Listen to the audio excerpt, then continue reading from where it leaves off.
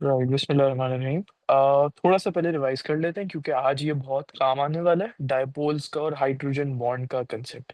हमने कल ये देखा था कि डायपोल और हाइड्रोजन बॉन्ड्स में डिफरेंस क्या है और ईच में मीनिंग क्या है। फॉर एग्जांपल, हमने डायपोल की मीनिंग और वो देखा था कि ये वर्ड आया कहाँ से। सो हम एक एग्जांपल लिया था हमने, जहाँ पे एक वाटर मॉलिक्यूल को देखा था। अब वाटर मॉलिक्यूल में दो कोवेलेंट बॉन्ड्स होते हैं। एक बॉन्ड ये वाले हाइड्रोजन और ऑक्सीजन के बीच में, और दूसरा बॉन्ड ये वाले ऑक्सीजन और हाइड्रोजन के बीच में। अब कोवेलेंट बॉन्ड का मतलब क्या होता है? कोवेलेंट बॉन्ड का मतलब होता है शेयरिंग ऑफ इलेक्ट्रॉन्स। जब हम दो एटम्स के बीच में, for example hydrogen and oxygen, एक सिंगल लाइन बनाते हैं ना, तो हम यहाँ पे रिप्रेजेंट करते हैं वन कोवेलेंट बॉन्ड। तो एक लाइन मतलब एक कोवेलेंट बॉन्ड। इसका मतलब कि two electrons are being shared. यहाँ तक सही है? जी। अगर दो इलेक्ट्रॉन शेयर हो रहे हैं, कोवेलेंट बॉन्ड में होती है equal sharing of electrons. Hydrogen एक इलेक्ट्रॉन देगा, जो मैं डॉट से रिप्रेजेंट कर देता हूँ। ऑक्सीजन अपना एक इलेक्ट्रॉन देगा, जो मैं एक्स से रिप्रेजेंट कर देता हूँ। ये डॉट और एक्स का मतलब है दो इलेक्ट्रॉन्स, एक हाइड्रोजन ने दिया एक ऑक्सीजन ने दिए। ये पेयर ऑफ इलेक्ट्रॉन्स को मैंने रिप्रेजेंट कर दिया सिंगल लाइन के साथ। तो सिंपल एक लाइन मतलब एक कोवेलेंट बॉन्ड, मतलब उसके अंदर दो इलेक्ट्रॉन्स है जो बॉन्ड बनाते हैं। दो बॉन्ड इसका मतलब टू पेयर्स ऑफ इलेक्ट्रॉन्स। अच्छा, अब हम ये देखते हैं कि इलेक्ट्रोनेगेटिविटी का मतलब क्या है। इलेक्ट्रोनेगेटिविटी का मतलब ये है द अबिलिटी, ये किसी भी एटम की अबिलिटी होती है to be able to pull, अपनी तरफ खींचना इलेक्ट्रॉन के पेयर को या इलेक्ट्रॉन के क्लाउड्स को। पेयर भी कह सकते हैं, क्लाउड्स भी कह सकते हैं, टूवर्ड्स इटसेल्फ। अगर मैं बोलूं कि ऑक्सीजन एक बहुत ज्यादा इलेक्ट्रोनेगेटिव एटम है, हाईली इलेक्ट्रोनेगेटिव एटम है, मतलब उसकी एबिलिटी बहुत ज्यादा है टू पुल द इलेक्ट्रॉन का पेयर अपनी तरफ। क्योंकि जब बॉन्ड होता है पेयर ऑफ इलेक्ट्रॉन से बना हुआ, वो तो यहाँ पे होता है बिल्कुल सेंटर में। लेकिन क्योंकि ऑक्सीजन है जो कि हाईली इलेक्ट्रोनेगेटिव है, और ऑक्सीजन है which is highly electro positive, hydrogen चाहेगा मुझसे जितना इलेक्ट्रॉन दूर जा सके उतना अच्छा है। तो मतलब इस तरफ ऑक्सीजन चाहेगा मेरे जितने करीब आ सकते हैं इलेक्ट्रॉन्स उतना अच्छा है, विच अगेंस्ट मीन्स इस तरफ। तो ये पेयर ऑफ इलेक्ट्रॉन्स अब शिफ्ट हो जाएंगे टुवर्ड्स ऑक्सीजन। अब यहाँ पे क्या हुआ है, बड़ी जरूरी चीज है, गौर से देखना। ना हाइड्रोजन ने इलेक्ट्रॉन लूज किए, ना ऑक्सीजन ने इलेक्ट्रॉन गेन किए, सिर्फ इलेक्ट्रॉन शिफ्ट हुए, ऑक्सीजन की तरफ शिफ्ट हुए। अब ज्यादा इलेक्ट्रॉन्स, ऑक्सीजन ज्यादा नहीं, दो ही इलेक्ट्रॉन्स है जो कि ऑक्सीजन के करीब आ गए। तो ऑक्सीजन पे आ गया एक slight negative charge, slightly negative हो गया, पार्शियल नेगेटिव चार्ज। हाइड्रोजन से थोड़ा सा दूर चले गए, कंप्लीटली लूज नहीं किए उसने, तो पार्शियल पॉजिटिव। कंप्लीटली लूज कर जाएगा तो बॉन्ड ही ब्रेक कर जाएगा, वो H प्लस बन जाएगा। बॉन्ड अभी भी बरकरार है, सिर्फ स्लाइड पॉजिटिव और स्लाइड नेगेटिव। अब ये स्लाइड पॉजिटिव और स्लाइड नेगेटिव का मतलब क्या है? कि जो चार्ज है उसकी डिस्ट्रीब्यूशन इक्वल नहीं है, अनइक्वल डिस्ट्रीब्यूशन है। एक को ज्यादा चार्ज है, एक के पास कम चार्ज है, क्योंकि इलेक्ट्रॉन्स एक से ज्यादा करीब है और दूसरे से ज्यादा दूर है। तो ये जो अनइक्वल डिस्ट्रीब्यूशन ऑफ चार्ज है इसे कहते हैं डायपोल। तो जब मुझे ऐसी सिचुएशन दिखती है, एग्जामिनर लिखता है या हम बोलते हैं डायपोल इज फॉर्म्ड, या हम कहते हैं डायपोल मोमेंट इज फॉर्म्ड, कुछ भी कह सकते हैं, डायपोल फॉर्म होना या डायपोल मोमेंट फॉर्म होना। अब डायपोल को इस तरीके से रिप्रेजेंट किया जाता है, जहां पे जिसकी तरफ इलेक्ट्रॉन्स जा रहे हैं एरोस की तरफ, और जिससे जैसे हाइड्रोजन से इलेक्ट्रॉन जा रहे हैं तो यहाँ पे एक सिंगल लाइन बना दी। सेम केस यहाँ पे। तो मैंने एग्जाम्पल को बता दिया कि मुझे पता है यहाँ पे कि डायपोल मूवमेंट दो बन रहे हैं क्योंकि दो बॉन्ड्स हैं। फिर हाइड्रोजन बॉन्डिंग की बात आती है। हाइड्रोजन बॉन्डिंग उस बॉन्डिंग को कहते हैं जो कि एग्जिस्ट करती है between a partial positively charged hydrogen atom and a partial negatively charged oxygen atom. Hydrogen atom and the oxygen atom need to be in different molecules. मैं रिपीट करता हूँ। Partially positively charged hydrogen पहली condition, दूसरी condition partially negatively charged oxygen, तीसरी condition need to be in different molecules. अब ये hydrogen का होना मस्ट है, यहाँ पे ऑक्सीजन भी आ सकता है, नाइट्रोजन भी आ सकता है और फ्लोरीन भी आ सकता है। हमने कल देखा था ऐसा क्यों है, because these are the three most electronegative atoms. ये तीन एटम्स हैं जिनकी पूरे पीरियोडिक टेबल में सबसे ज्यादा एबिलिटी है इलेक्ट्रॉन्स को अपनी तरफ खींचना। तो हाइड्रोजन बॉन्ड सिर्फ और सिर्फ इनसे बनता है। कोई अगर, अच्छा अब एग्जाम में ये ऐसे भी कंफ्यूज करते हैं, एक मॉलिक्यूल में H ऐसे दे देंगे, दूसरे मॉलिक्यूल में यहाँ पे कार्बन दे देंगे पार्शियल नेगेटिव, और फिर बोलेंगे क्या ये हाइड्रोजन बॉन्ड है या नहीं। अलग मॉलिक्यूल है, मतलब जो हाइड्रोजन है और जो कार्बन है वो डिफरेंट मॉलिक्यूल्स में, पहली कंडीशन पूरी हो गई। ये एक मॉलिक्यूल में हाइड्रोजन है जो कि पार्शियल पॉजिटिव है, दूसरी कंडीशन भी पूरी हो गई। लेकिन यहाँ पे कार्बन है जो कि पार्शियल नेगेटिव है। कुछ बच्चे क्या करते हैं, अच्छा पार्शियल नेगेटिव है मतलब हाइड्रोजन बॉन्ड बन गया, नहीं, कार्बन है, कार्बन से कभी भी नहीं बनेगा। सिर्फ hydrogen fluorine, hydrogen nitrogen, hydrogen oxygen, FON, simple as that. अच्छा यहां तक क्लियर है, फिर मैं आगे बढ़ूं। जी। ओके, तो इस चैप्टर में हम कार्बोहाइड्रेट्स से हमने शुरू किया था, जिसमें भी टॉक्ट अबाउट स्टार्च का स्ट्रक्चर किस तरीके से होता है कि वो अमाइलोज, नहीं मैं वापस उस पर चला जाता हूँ ताकि स्क्रीन पे दिख भी जाए। अमाइलोज और अमाइलोपेक्टिन से स्टार्च बनता है। अब स्टार्च एक पॉलीसैकेराइड है, एमाइलोज और अमाइलोपेक्टिन भी पॉलीसैकेराइड्स हैं, दीज आर टू पॉलीसैकेराइड्स। जिनको मिक्स करते हैं तो हम एक और पॉलीसैकेराइड बना लेते हैं जो कि स्टार्च है। और स्टार्च वो फॉर्म हमने पहली क्लास में देखा था, स्टार्च वो फॉर्म है जिसमें कार्बोहाइड्रेट्स को स्टोर किया जाता है प्लांट सेल्स में। फिर ग्लाइकोजन की बात की थी, ये रहा। ग्लाइकोजन वो फॉर्म है जिसमें कार्बोहाइड्रेट्स को स्टोर किया जाता है एनिमल्स में। तो कभी भी एनिमल सेल में स्टार्च नहीं मिलेगा, प्लांट सेल में ग्लाइकोजन नहीं मिलेगा। ग्लाइकोजन का जो स्ट्रक्चर, उसमें जो मॉलिक्यूल्स हैं, जैसे स्टार्च के अंदर अमाइलोज अमाइलोपेक्टिन, ग्लाइकोजन के अंदर ऐसे मॉलिक्यूल्स हैं जिनका स्ट्रक्चर बहुत ज्यादा सिमिलर है टू अमाइलोपेक्टिन। और अमाइलोपेक्टिन में दो चीजें, number one 1,4 linkage, number two 1,6 linkage. अब आप मुझे बता सकते हो ये 1,4 और 1,6 का मतलब क्या।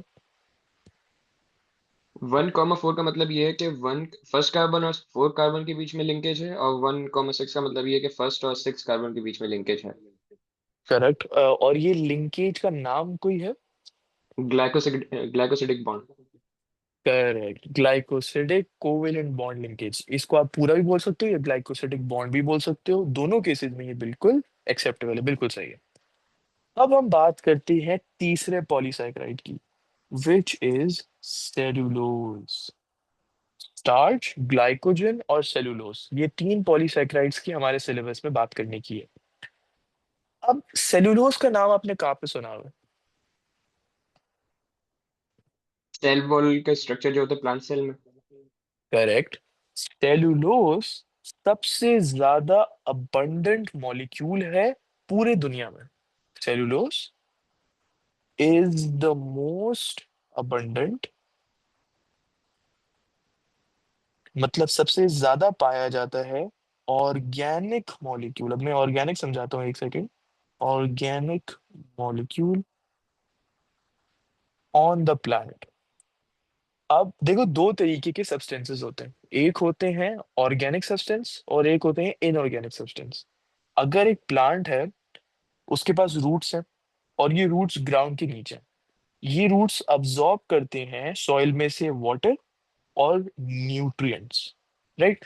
So let's say I have a plant here, मैंने उसके रूट्स बना दिए, ये ग्राउंड का लेवल आ गया, और यहाँ से ये अब्जॉर्ब करता है वाटर, जो रूट हेयर सेल्स हैं, nutrients, and then inorganic ions. Inorganic ions की कोई एग्जांपल्स देख लेते हैं, मैग्नीशियम आयंस, फॉस्फेट आयंस। लेकिन इनको हम सिर्फ ऐसे क्यों नहीं बोल सकते कि रूट आयन अब्जॉर्ब करता है, हम इनऑर्गेनिक का वर्ड क्यों लगाते हैं। क्योंकि इनऑर्गेनिक मतलब वो चीजें, वो सब्सटेंसेस जो प्लांट खुद से प्रोड्यूस नहीं करता। सो इनऑर्गेनिक आयंस मतलब वो आयंस जो प्लांट्स प्रोड्यूस नहीं कर रहा, वो कहीं से ले रहा है। जैसे यहाँ पे रूट सॉइल में से अब्जॉर्ब कर रहे हैं, वो पहले सॉइल में थे, रूट सिर्फ अब्जॉर्ब कर रहे हैं, प्लांट कुछ कर नहीं रहा, सिर्फ अब्जॉर्ब कर रहा है। तो इनऑर्गेनिक का मतलब not produced by the plant. अब इसका ऑपोजिट भी होता है, ऑर्गेनिक सब्सटेंसेस ऑर्गेनिक सब्सटेंसेस उन सब्सटेंसेस को कहते हैं जो कि प्लांट प्रोड्यूस करता है, सो प्रोड्यूस्ड बाय द प्लांट, जैसे ग्लूकोज। प्लांट ग्लूकोज खुद प्रोड्यूस करता है फोटोसिंथेसिस से। सेलुलोज, सेलुलोज एक पॉलीसैकेराइड है, और पॉलीसैकेराइड का मतलब, मैं अभी लिख देता हूँ पॉलीसैकेराइड। इसमें पॉली का मतलब क्या होता मैनी। है? मैनी। और सैकराइड? कार्बोहाइड्रेट्स या molecules. Sugars.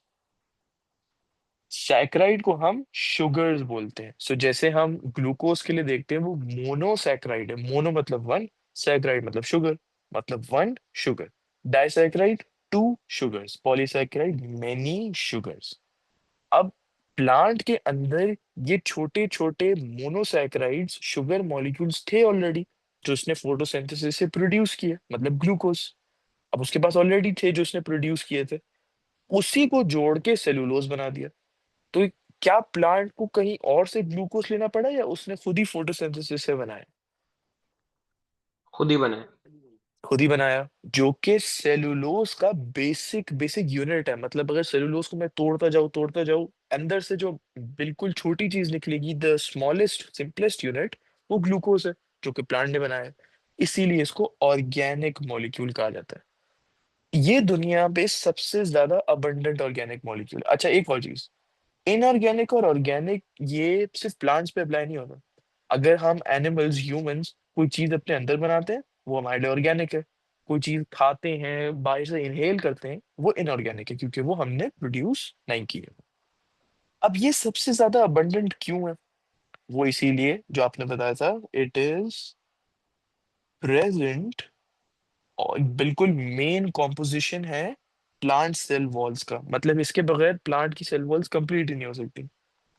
So they are present in plant cell walls. और दुनिया में कितने प्लांट्स हैं, कितने सेल्स हैं, और उन सेल्स के अंदर कितने सेल वॉल है, और कितना ज्यादा सेलुलोस है, इसीलिए it's most abundant on the entire planet. So present in plant cell walls. Cellulose की एक इंटरेस्टिंग चीज ये है कि उसका जो नेचर है, मतलब कि वो कितनी जल्दी प्रोड्यूस होता है, कितनी जल्दी ब्रेक डाउन होता है, वो स्लो है। It has a slow rate of break down.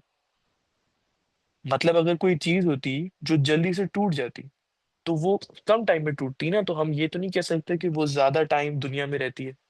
लेकिन इसका बहुत ज्यादा स्लो रेट है ब्रेक डाउन का। मतलब इतना कि बहुत ज्यादा टाइम के लिए ये दुनिया में रहती है, इसीलिए इसकी अबंडेंस भी ज्यादा है। So slow rate of break down makes cellulose the most abundant. अब सेलुलोज का फंक्शन, फंक्शन नहीं, रोल देखते हैं। सेलुलोज क्योंकि प्लांट की सेल वॉल्स में होता है, तो हमने चैप्टर वन में भी देखा था कि इसका जो रोल है, वो एक स्ट्रक्चरल या मैकेनिकल रोल है। मतलब ये कि ये प्लांट का जो सेल है उसको स्ट्रक्चर देता है, उसको शेप देता है। अगर कोई ऐसा हमारे पास प्लांट सेल हो जिसमें सेल वॉल ना हो, तो वो सेल अजीब से शेप का होगा। हम नॉर्मली प्लांट सेल्स किस तरीके से देखते हैं, सम वॉट लाइक दिस। इस शेप का नाम होता है क्यूबॉइडल शेप। जो नॉर्मल प्लांट सेल्स होते हैं, उन शेप का नाम है क्यूबॉइडल। क्यों? क्योंकि क्यूबॉइडल से वर्ड आता है दिमाग में क्यूबॉइड। क्यूबॉइड होता है रेक्टेंगुलर।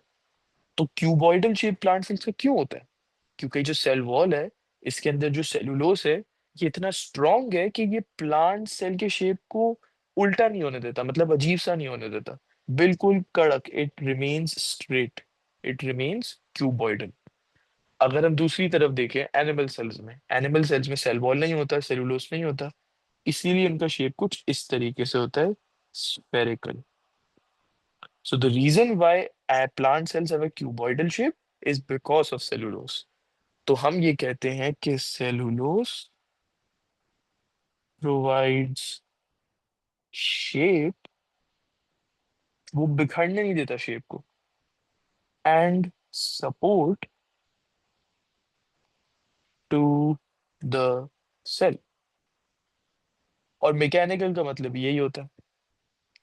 अब एक और रोल सेलुलोज का ये है, जो कि सेल वॉल के अंदर है, कि it prevents the cell from bursting. अब जरा इसका एक एग्जांपल देख लेते हैं। सपोज कर लो कि मेरे पास यहाँ पे एक एनिमल सेल है, तो मैं यहाँ पे लिख देता हूँ एनिमल सेल।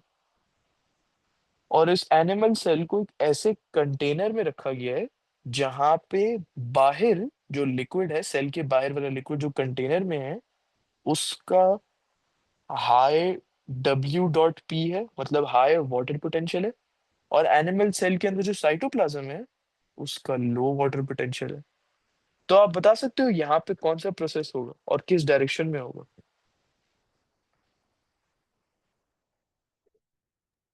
ऑस्मोसिस होगा, और एनिमल सेल के अंदर मतलब वाटर जो है वो जाएगा।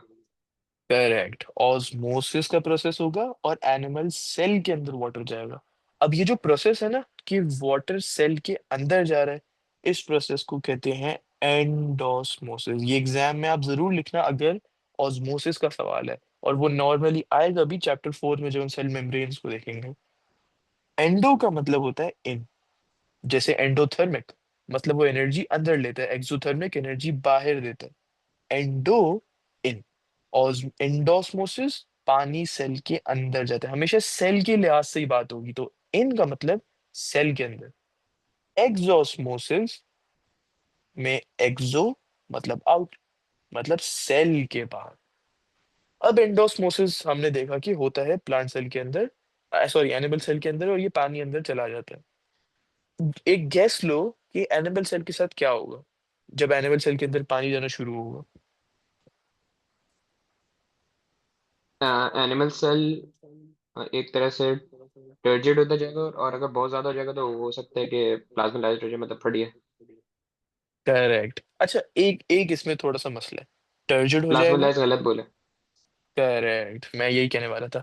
प्लाज्मोलिसिस मैं अभी बताता हूँ वो कब होता है, लेकिन टर्जिड वाला पॉइंट बिल्कुल सही है। और अगर बहुत ज्यादा पानी चला जाए, मतलब ये जो वाटर पोटेंशियल ग्रेडियंट है, ये दूसरा कीवर्ड है, वाटर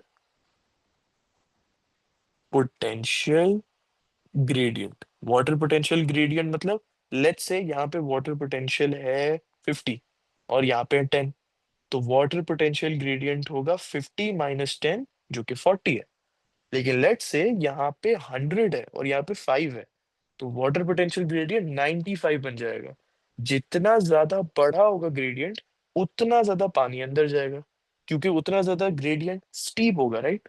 तो पानी भी उतना ही ज्यादा जाएगा। सो if the water potential gradient is steep, then the animal cell may also burst. So burst कब होगा?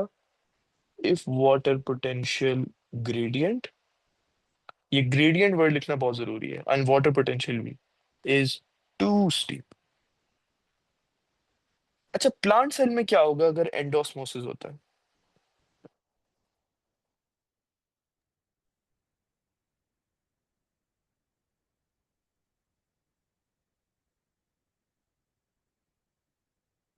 आप बता सकते हो?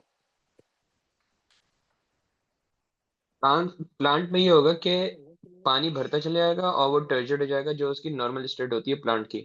लेकिन सेल वॉल की वजह से अगर प्लांट में बहुत ज्यादा पानी हो जाए, अगर वाटर पोटेंशियल जो ग्रेडियंट है वो बहुत ज्यादा स्टीप हो जाए, तो हम्म। उसकी जो मेम्ब्रेन होती है वो आगे आ जाती है, जो सेल मेम्ब्रेन होती है। लेकिन प्लांट सेल, वो जो सेल वॉल होती है वो उसको मतलब एक तरह से बर्स्ट होने नहीं देती। और परफेक्ट। वो जो स्टेट होती है उसको प्लाज्मोलाइज्ड सेल कहते हैं मेरे ख्याल से। अच्छा, वो प्लाज्मोलाइज पहले बताता हूँ, यहाँ भी प्लाज्मोलाइज अप्लाई नहीं होगा, मैं बताता हूँ वो कहाँ अप्लाई होगा। लेकिन उससे पहले सारी चीजें बिल्कुल सही थी। जब वाटर जब सेल के अंदर जाएगा वाटर पोटेंशियल ग्रेडियंट की वजह से, तो वो टर्जिड हो जाएगा। That's the correct keyword. और इवन if बहुत ज्यादा पानी चला जाएगा, तो the cell will not burst. अब ये वाले जो पॉइंट्स है ना कि जो सेल मेम्ब्रेन है वो सेल वॉल के ज्यादा करीब चला जाएगा, ये लिखना जरूरी नहीं है। वो इसलिए क्योंकि सेल मेम्ब्रेन सेल वॉल के करीब ही होता है, वो और करीब नहीं जा सकता उसके। तो हम सिर्फ कहेंगे अगर पानी सेल के अंदर जाता है, मतलब एंडोस्मोसिस होता है, तो वो टर्जिड हो जाता है। अगर ज्यादा पानी जाता है, फिर भी unlike an animal cell, a plant cell will not burst due to the cell wall. अच्छा, ये थी पहली चीज। अब आते हैं प्लाज्मोलाइज वाली चीज पे। अगर मेरे पास एक प्लांट सेल है और उस प्लांट सेल में से पानी बाहर जा रहा है, मतलब कि एक्सोस्मोसिस हो रही है, तो आप मुझे बता सकते हो कि वाटर पोटेंशियल ज्यादा किसका होगा, प्लांट सेल का या कंटेनर का? प्लांट सेल का ज्यादा वाटर पोटेंशियल होगा। प्लांट सेल का ज्यादा होगा, पानी इस प्लांट सेल में से बाहर जाएगा। जब पानी प्लांट सेल से बाहर जाएगा ना, तो अब देखो क्या होता है, प्लांट सेल श्रिंक करना शुरू कर जाता है। वो क्यों? क्योंकि प्लांट सेल में जो मेजर चीज है वो क्या है, वो साइटोप्लाज्म है। बिल्कुल, साइटोप्लाज्म के अंदर सारे ऑर्गेनेल्स है, nucleus, mitochondria, ribosomes, endoplasmic reticulum, Golgi body, हमने बहुत सारे पढ़े हैं। लेकिन वो सारे किसमें होते हैं, वो साइटोप्लाज्म के अंदर होते हैं, जो कि पानी से बना हुआ है 70%। जब पानी ही उसमें से बाहर जा रहा है, तो साइटोप्लाज्म छोटा हो रहा है, पूरा का पूरा सेल छोटा हो रहा है। अब कुछ इस तरीके से लिखता है, so when the plant shrinks, cell wall वहीं का वही रहता है, लेकिन सेल थोड़ा सा श्रिंक कर जाता है। यू सी दिस डिस्टेंस, ये गैप थोड़ा सा बढ़ जाता है। अच्छा, तो ये प्लांट सेल, अच्छा वेट, मैं इसको थोड़ा सा बेहतर भी बना सकता हूँ। एक सेकेंड।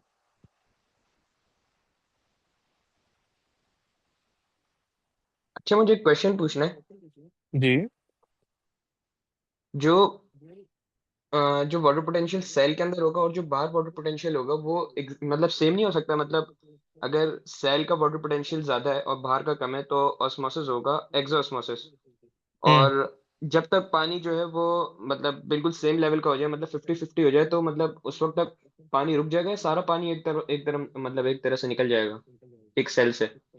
अच्छा, मतलब अब ऐसी इन्वायरमेंट की बात कर रहे हो कि सेल के अंदर और सेल के बाहर का वाटर पोटेंशियल सेम होगा तो क्या होगा, राइट? जी। राइट, तो वो मैं यहाँ पे लिख देता हूँ, लेकिन उससे पहले मैं जरा ये वाला पॉइंट कंप्लीट कर लूँ कि एक्सोस्मोसिस में क्या होगा, मैं लिख देता हूँ ताकि याद रहे हमें। ओके, अब इस पे आ जाते हैं। पहले इसको कंप्लीट करते हैं। अगर एक्सोस्मोसिस हो रहा है, प्लांट का सेल जो है वो श्रिंक करता है। अब इसका मतलब क्या है, सेल मेम्ब्रेन जो होता है ना, अगर हम किसी नॉर्मल सेल को देखें, ये ऑस्मोसिस का एक्सपेरिमेंट करें ही नहीं, cell membrane is attached to the cell wall. Cell membrane attach होता है सेल वॉल के साथ। श्रिंक करने का मतलब ये है कि साइटोप्लाज्म छोटा हो जाता है क्योंकि पानी उसमें से निकल रहा है। अब second point, if the water potential gradient if water potential gradient is too steep, तो होगा ये कि जो सेल मेम्ब्रेन है, अच्छा ये जो पहला वाला केस था जिसमें श्रिंक हो रहा था, cell membrane is still attached to the cell wall.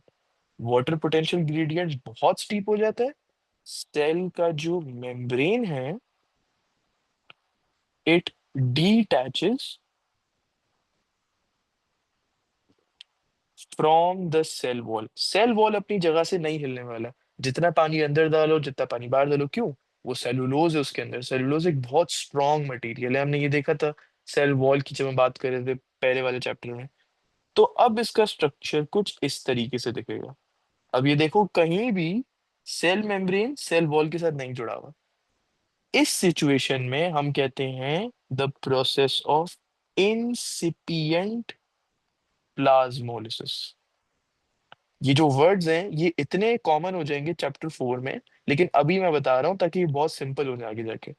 कौन सा केस? अब समझ ही देते ना पहली सारी चीजों की। एक्सोस्मोसिस हो रहा है, पानी सेल के बाहर जा रहा है। अगर थोड़ा सा पानी सेल के बाहर जाता है, प्लांट का सेल श्रिंक करता है। केस नंबर 1, अभी भी cell membrane is still attach to the cell wall. Cell membrane detach नहीं हुआ है सेल वॉल में से। अब वाटर पोटेंशियल ग्रेडियंट स्टीप हो गया, सेल मेम्ब्रेन, अब सेल इतना ज्यादा श्रिंक होगा कि अपने साथ सेल मेम्ब्रेन को भी अंदर ले लेगा। Cell membrane now detaches from the cell wall. तो ये कुछ इस तरीके का दिखेगा। इस प्रोसेस को कहते हैं इंसिपिएंट प्लाज्मोलिसिस। कौन सा process? Cell membrane detaching from the cell wall. Third case, if the water potential is gradient is more steep, मतलब और भी ज्यादा स्टीप हो जाए, तो ये सेल कुछ इस तरीके का दिखता है। अब यहाँ पे साइज देखो, साइज अंदर वाले पार्ट ऑफ द सेल की इतनी थी और यहाँ पे इतनी थी, कितना ज्यादा श्रिंक कर गया। अब हम कहते हैं the cell has been plasmolysed. तो ये आपने तीन केसेस समझ गया। पहला जो केस है, उस केस को हम नाम देते हैं फ्लैसिड। भाई सेल थोड़ा सा श्रिंक कर गया, सेल मेम्ब्रेन अभी भी अपनी जगह पे, सेल वॉल अभी अभी अपनी जगह पे, साइटोप्लाज्म थोड़ा सा छोटा हो गया। दूसरा case, incipient plasmolysis, cell membrane has detached but इतना ज्यादा साइज कम नहीं हुआ है। Number three, water potential gradient steep steep होता ही जा रहा है सेल नंबर वन वाली शेप से सेल नंबर थ्री में। यहाँ पे कंप्लीट प्लाज्मोलिसिस का प्रोसेस हो जाता है। अब इस स्टेज के बाद सेल के अंदर पानी है ही नहीं कि वो बाहर लेके जा सके, प्रोसेस यहाँ पे ऑस्मोसिस का कंप्लीट हो जाता है। सो ये आपको समझ आ गई, ये पहले तीन केसेस जो है प्लांट सेल के साथ जो होते हैं। जी। ओके, तो ये बात थी प्लाज्मोलिसिस की। अब आते हैं थर्ड इन्वायरमेंट पे, मैं इसको यहां से रेज करके नीचे लिख देगा।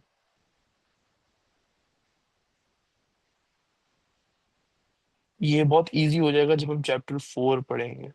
ओके, थर्ड इन्वायरमेंट में, इस इन्वायरमेंट का नाम होता है आइसोटोनिक इन्वायरमेंट, और ये आपके सिलेबस में भी है। आइसोटोनिक इन्वायरमेंट ऐसी इन्वायरमेंट को कहते हैं जहां पे वाटर पोटेंशियल सेल का, इसको नेम कर देते हैं WP1, और कंटेनर के अंदर वाटर पोटेंशियल को नाम दे देते हैं WP2। WP1 is equal to WP2। Osmosis क्यों होता है? क्योंकि एक जगह पानी कम है, एक जगह पानी ज्यादा है। तो ज्यादा पानी से कम पानी वाली रीजन में थ्रू द सेल मेम्ब्रेन पानी जाता है, विच इज ऑस्मोसिस। अब जब पानी का potential, water potential, the amount of water is the same, तो पानी मूव ही नहीं करेगा। अच्छा, this is what some students think. क्या? अगर आइसोटोनिक एनवायरनमेंट है, वाटर पोटेंशियल 1 और 2 सेम है, तो पानी मूव ही नहीं करेगा? ऐसे नहीं होता।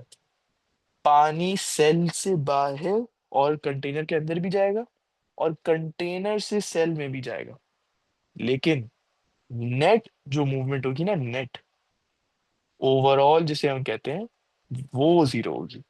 तो किसी भी सेल को आप कंटेनर में रखो, पानी की मूवमेंट तो होगी। अगर आइसोटोनिक एनवायरनमेंट है, net movement of water is zero, because water potential of the cell and the container is the same. अब मैं यहाँ पे रुकता हूँ, पूरे ऑस्मोसिस के बाद यहाँ तक कोई सवाल है तो आप पूछ लो। नहीं, क्वेश्चन नहीं। ओके, तो अब जाते हैं हमारे टॉपिक पे वापस, जहाँ पे हम बात कर रहे थे कि सेलुलोज का स्ट्रक्चर। तो हमने देखेंगे आगे उसका रोल क्या था, कि prevent the cell from bursting जब प्लांट सेल के अंदर एंडोस्मोसिस हो रहा हो। और दूसरा, it also provides the plant cell with a cuboidal shape, क्योंकि सेलुलोज का दूसरा फंक्शन क्या था? Provides shape and support to the cell. तो पहला फंक्शन शेप एंड सपोर्ट, दूसरा function prevents the cell from bursting. अब थोड़ा स्ट्रक्चर के बारे में बात कर लेते हैं सेलुलोज की। So structure of cellulose. अब मुझे अब ये बताओ, क्या क्या आपको याद है थोड़ा बहुत कि बीटा ग्लूकोज का स्ट्रक्चर किस तरीके का होता था? जी। तो उसमें ओ एच उसमें जो होता था, हम्म मतलब जो एच होता था वो अगर ऑपोजिट है तो वो अल्फा है। अगर वो मतलब एक तरह से अगर ओ एच जो है वो ऊपर की तरफ आ जाता है तो वो बीटा ग्लूकोज बन जाता है। बिल्कुल, अगर सेम पोजीशन में है अल्फा ग्लूकोज, ऑपोजिट पोजीशन में, और जो पहला वाला कार्बन आइटम है, कार्बन आइटम नंबर 1, उसका OH ऊपर आता है, कार्बन आइटम नंबर 4 का OH नीचे आता है, तो ये ऑपोजिट पोजीशंस बन गई। ये होता है बीटा ग्लूकोज। तो मैं यहाँ पे स्ट्रक्चर बना देता हूँ बीटा ग्लूकोज का। अच्छा, अब इस पार्ट में, इस टॉपिक में थोड़ा सा आपको इमेजिन करना पड़ेगा। वो आप दिमाग में सोचोगे कि किस तरीके से वो हो रहा है, और फिर आप उसको ड्रॉ करोगे। थोड़ा सा कभी कभार ये मुश्किल हो जाता है शुरू शुरू में। ओके, तो बीटा ग्लूकोज का स्ट्रक्चर मैं बनाता हूँ अभी। तो ये कुछ इस तरीके से होता है, यहाँ पे एक कार्बन, एक ऑक्सीजन, फिर carbon, another carbon, another one, another one, another one.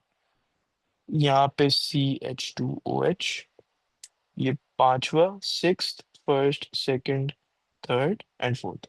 Beta glucose में कार्बन, अभी ये याद रखना है, carbon atom number 1 beta glucose में OH ऊपर, H नीचे। नंबर 4 में OH नीचे, H ऊपर। जो अल्फा ग्लूकोज है, यहाँ पे OH होगा। For the first carbon atom नीचे होगा OH, for the second carbon atom भी नीचे होगा OH। This is a sorry alpha glucose. ये है बीटा ग्लूकोज। पहले कार्बन का OH ऊपर, चौथे कार्बन का OH नीचे। सो OH आ गए ऑपोजिट पोजिशन में पहले और 4 कार्बन आइटम से अटैच, तो ये बीटा ग्लूकोज बन गया। अब ये जो सेलुलोज है, ये एक पॉलीसैकेराइड है। अब एक चीज है यहाँ पे समझने की, जब हम बात कर रहे थे माल्टोज की, तो ये तो एक डाइसैकेराइड था। तो माल्टोज में हम ये देख रहे थे कि वो बनता है दो अल्फा ग्लूकोज से, राइट। जी। तो दो सेम तरीके के मॉलिक्यूल्स अल्फा ग्लूकोज को मैंने ज्वाइन कर दिया तो माल्टोज बन गया। अब अगर मैं एक अल्फा ग्लूकोज लूं और एक बीटा फ्रक्टोज लूं, तो आपको याद है क्या प्रोड्यूस करते थे हम?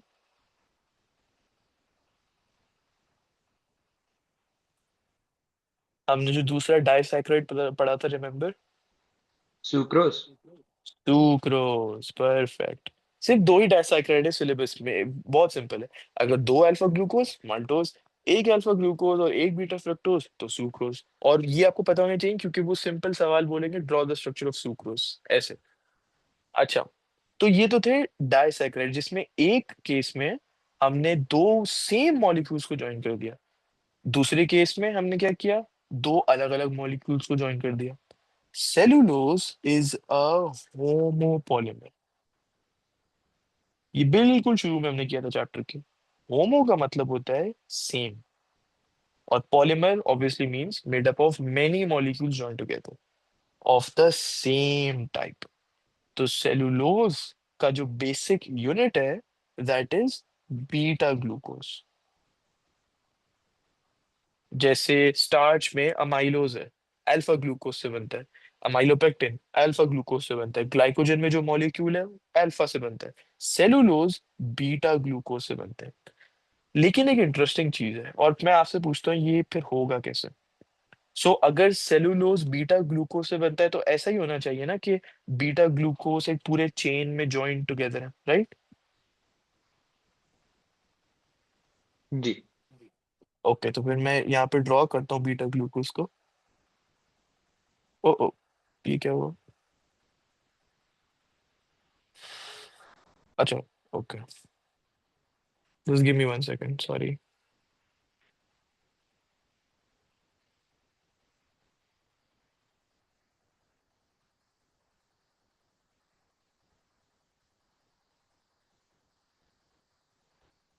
Okay, sorry for that. तो ये CH2OH आ गया, ये ऑक्सीजन आ गया, ये यहाँ पे कार्बन आ गया विद दी OH। ये बस मैं ऊपर वाला ही नीचे ला रहा हूँ, इसको, बीटा ग्लूकोज को। और इसको कंप्लीट भी कर देता हूँ स्ट्रक्चर को। OH, ये OH, ये H। ये अब ये वो है दूसरा और तीसरा कार्बन आइटम, आपकी मर्जी जिस तरीके से आपको बनाना है। पहले H को ऊपर कर दो, OH को नीचे कर दो, फिर OH ऊपर, फिर H नीचे। या ऑपोजिट भी कर सकते हो कि यहाँ पे OH, यहाँ पे H, यहाँ पे H और यहाँ पे OH। बस ये देखना कि दूसरे कार्बन आइटम और तीसरा कार्बन आइटम ऑपोजिट होना चाहिए। जो ऊपर है वो ऑपोजिट, जो नीचे है वो ऑपोजिट। अब आपकी मर्जी, आपको किस ओरिएंटेशन में उसको रखना है, कंप्लीटली और चॉइस। पहले और चौथा कार्बन आइटम बिल्कुल मेन चीज है। अच्छा, अब मैंने ये एक बीटा ग्लूकोज बनाया। अब हमारे हिसाब से जो कि बिल्कुल सही है, बीटा ग्लूकोज तो एक चेन में होना चाहिए। तो मैं क्या करता हूँ, इसको छोटा कर देता हूँ और एक और बीटा ग्लूकोज को कॉपी करके पेस्ट कर देता हूँ। यहाँ पे देखो, 1,4 ग्लाइकोसाइडिक बॉन्ड बनेगा। ये दूसरा पॉइंट है। तो पहला पॉइंट क्या था, सेलुलोज बीटा ग्लूकोज से बनता है। 1,4 ग्लाइकोसाइडिक बॉन्ड बनेगा। अगर 1,4 बनेगा तो यहाँ पे ये फोर्थ कार्बन आइटम है और ये फर्स्ट कार्बन आइटम है। यहाँ पे बॉन्ड किस तरीके से बनेगा ग्लाइकोसाइडिक, यहाँ पे ये बता सकते हो आप?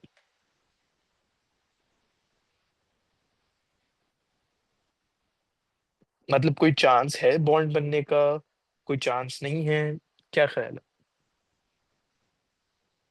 मतलब एच और ओ एच जो है वो,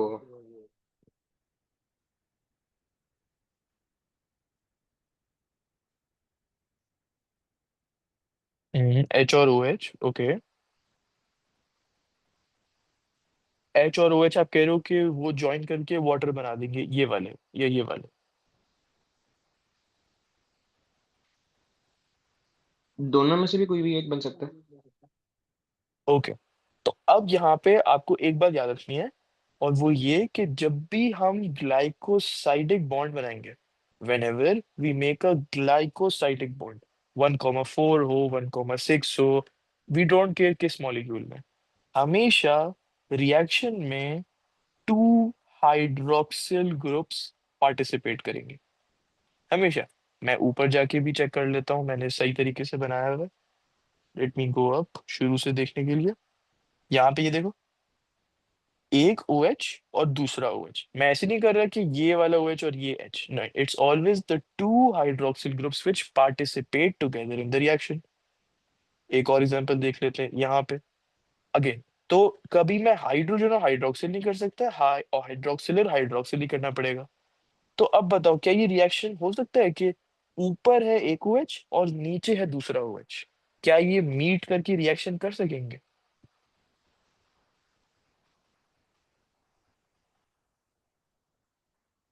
नहीं। नहीं, बिल्कुल ठीक। क्योंकि एक हाइड्रोक्सिल तो ऊपर है और एक तो नीचे है, वो कभी मीट ही नहीं कर पाएंगे कि वो बॉन्ड बना सके। तो इसीलिए यार, sorry man, just give me 1 second.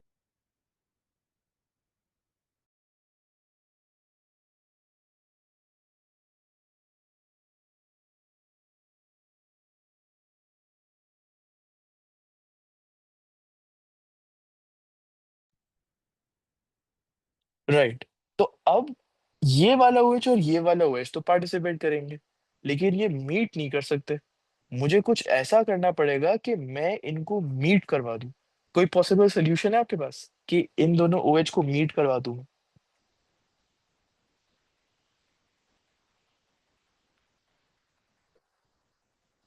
कोई मतलब कोई भी सोल्यूशन? फॉर एग्जांपल अगर मैं फ्रक्टोज मॉलिक्यूल को रिवर्स कर दूं, मतलब इसकी डायरेक्शन चेंज कर दूं। फ्रक्टोज? नहीं, मतलब ये जो सेकंड, मतलब एक तरह से मॉलिक्यूल जो है, अच्छा, ये दूसरा मॉलिक्यूल जो है इसको आप क्या कर दो? इसकी डायरेक्शन चेंज कर दें। इसकी डायरेक्शन चेंज कर दो, परफेक्ट।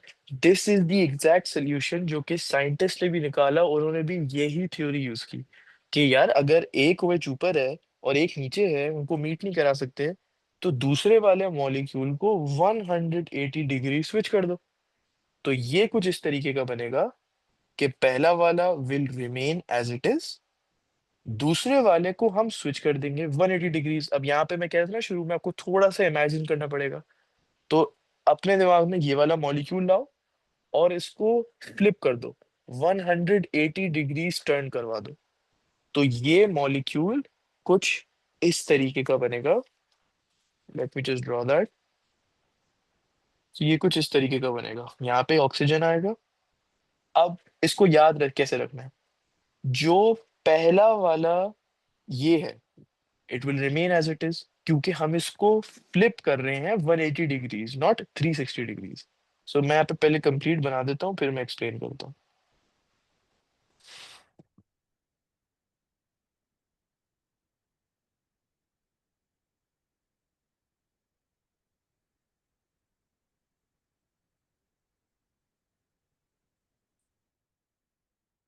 ये मुझे भी शुरू में बहुत मसला हुआ था कि मैं इमेजिन ही नहीं कर पा रहा था कि ये किस तरीके से फ्लिपिंग हो रही है।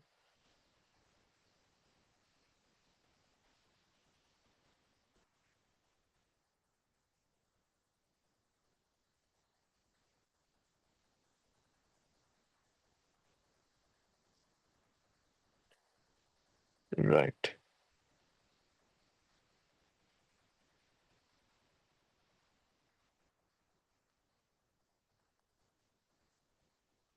क्या आप इमेजिन कर पा रहे हो कि अगर मैं यहाँ पे इस ओ को रखूं, सिर्फ ओ के लिहाज से देखो, ओ को रखा और इसको फ्लिप कर दिया, तो अब ओ नीचे की जगह पे आ गया। ये CH2OH जो ऊपर पॉइंट कर रहा था, अब ये नीचे पॉइंट करने लगा है। ये सेकंड और थर्ड कार्बन एटम जो नीचे की तरफ थे, ये ऊपर की तरफ चले गए। सो आप इस तरीके से सोचो कि मेरे पास ये, मैं फ्लिपिंग आपको दिखा रहा हूँ यहाँ पे, कि ये मॉलिक्यूल है, इस मॉलिक्यूल को लाइन ऑफ रिफ्लेक्शन यहाँ पे बना दो। तो ये भी बच्चे कंफ्यूज हो जाते हैं कि लाइन किस किस पे रिफ्लेक्ट करना है, मतलब हमें इस तरीके से रिफ्लेक्ट करना है कि it goes from here to here, या it goes from here to here. एक ग्राफ को दिमाग में लाओ, राइट? तो हमें ये वाली लाइन को यूज करना है, across the X axis, not reflection across the Y axis. ये बहुत जरूरी है। तो क्या होगा, ये जो पूरी चीज ऊपर है, ये नीचे की तरफ आ जाएगी, हमने सिर्फ फ्लिप कर दिया ना। और ये 2 और 3 कार्बन आइटम ऊपर की तरफ आ जाएगा। ये अपनी जगह पे ही रहेंगे, सिर्फ एच नीचे, ओ एच ऊपर, ओ एच नीचे, एच ऊपर। तो यार थोड़ा बहुत इमेजिन कर पा रहे जी। हो? ओके। तो ये फिर कुछ इस तरीके का बनेगा, जहां पे ये फिफ्थ कार्बन आइटम, ये सिक्स कार्बन आइटम, ये फर्स्ट, उसके बाद अगर फ्लिप करें तो फिर ओके, तो ये फोर्थ बन जाएगा, और फिर ये सेकंड एंड देन थर्ड बन जाएगा। तो सिर्फ ये वाला इधर आ गया, और ये वाला ऊपर की तरफ आ गया, सेकंड और थर्ड। देखो नंबर भी मैंने सेम रखे हुए, 2 3, 2 3, 1 1, 4 4, 5 5, और ये सिक्स बिल्कुल ऊपर वाला, ये CH2 जो मैंने सिक कर दिया। अब हमारा मसला सॉल्व हो गया, जहां पे दोनों OH को हम सेम साइड पे ले आए। अब वो मीट कर सकते हैं, और आसानी से रिएक्शन हो सकता है। तो अब देखो, पहला कार्बन आइटम ये रहा, मैं हाईलाइट कर देता हूँ, पहला ये रहा, और चौथा ये रहा। ये मैंने यहाँ पे बॉन्ड बना दिया, 1,4 ग्लाइकोसिडिक कोवेलेंट बॉन्ड लिंकेज। अब ये कुछ इस तरीके का दिखता है। मैं इस पूरे को कॉपी करता हूँ,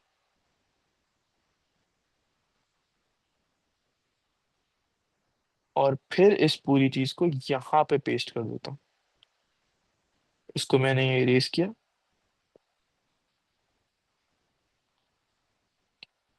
ये O के साथ ज्वाइंट, और ये O के साथ ज्वाइंट। दिस इज माई, अच्छा, अब एग्जाम में कभी कभार ये भी सवाल आ जाता है, बड़ा अजीब सा सवाल है, कंफ्यूजिंग सा, कि बताते हैं ये मॉलिक्यूल दे देंगे आपको, और बोलेंगे आइडेंटिफाई द ग्लाइकोसिडिक बॉन्ड। तो ये है ग्लाइकोसिडिक बॉन्ड, आपको ये वाला या ये वाला नहीं बताना, the whole thing is the glycosidic bond. तो ये आपको बॉन्ड फॉर्मेशन समझ आता है, और ये रोटेशन। जी। अच्छा, एक क्वेश्चन मुझे ओके। पूछना है। जी। मिसाल के तौर पे अगर मैं पेपर की बात करूं, और इन लोगों ने क्वेश्चन में मुझसे पूछे कि इसको मतलब 180 डिग्री रोटेट करके इसका जो मतलब हम्म बॉन्ड है उसकी मतलब एक तरह से रिएक्शन की इक्वेशन बनानी है।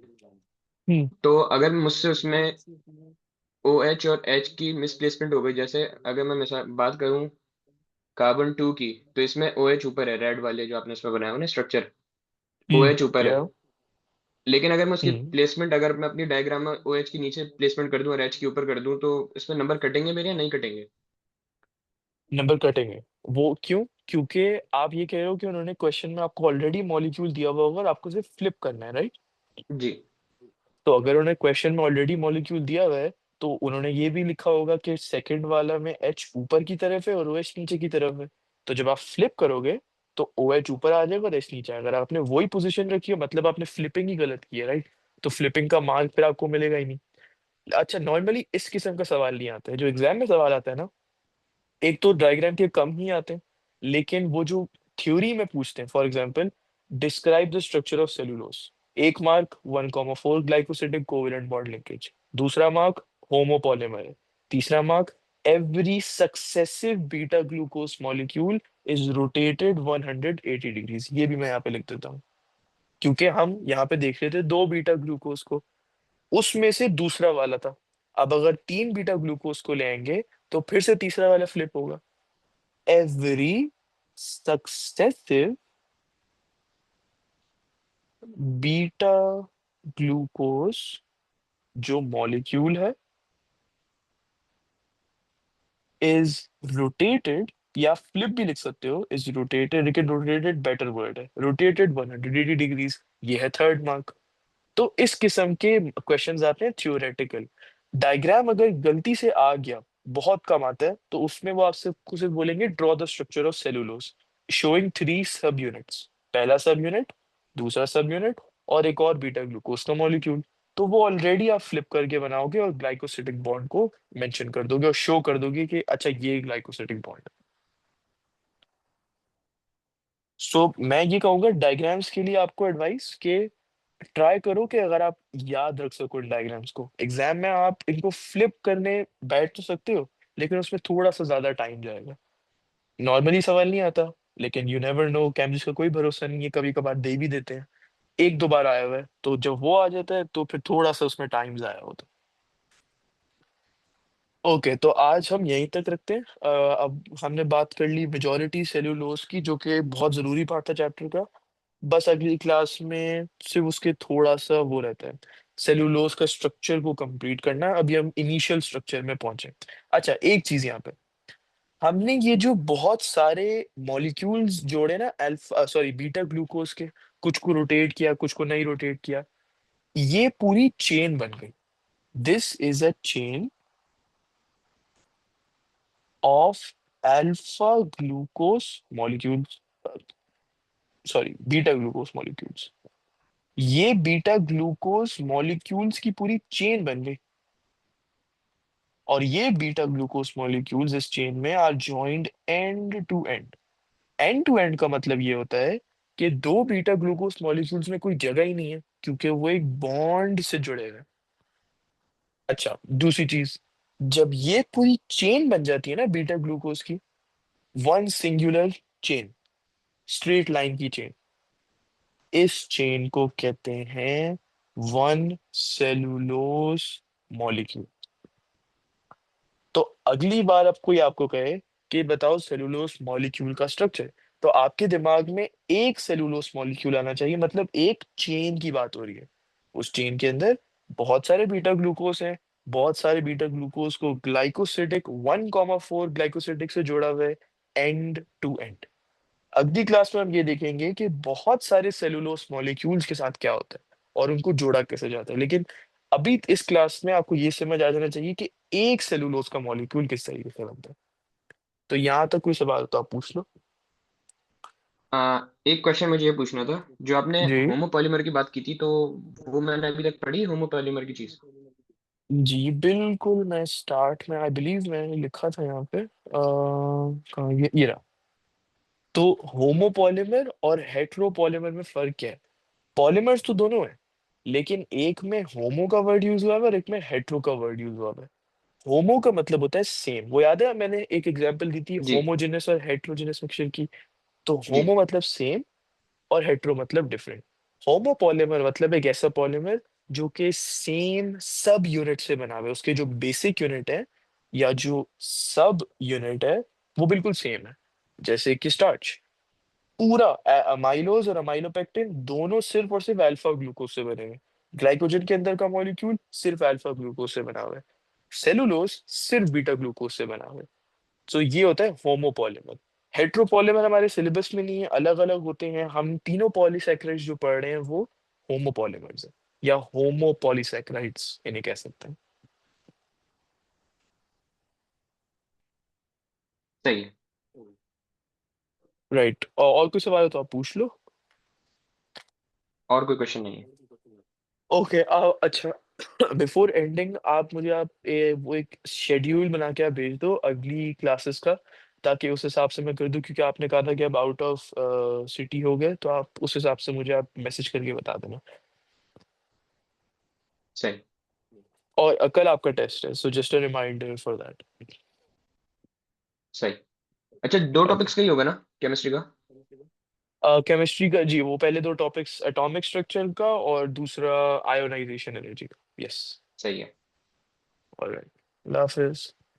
अल्लाह हाफिज।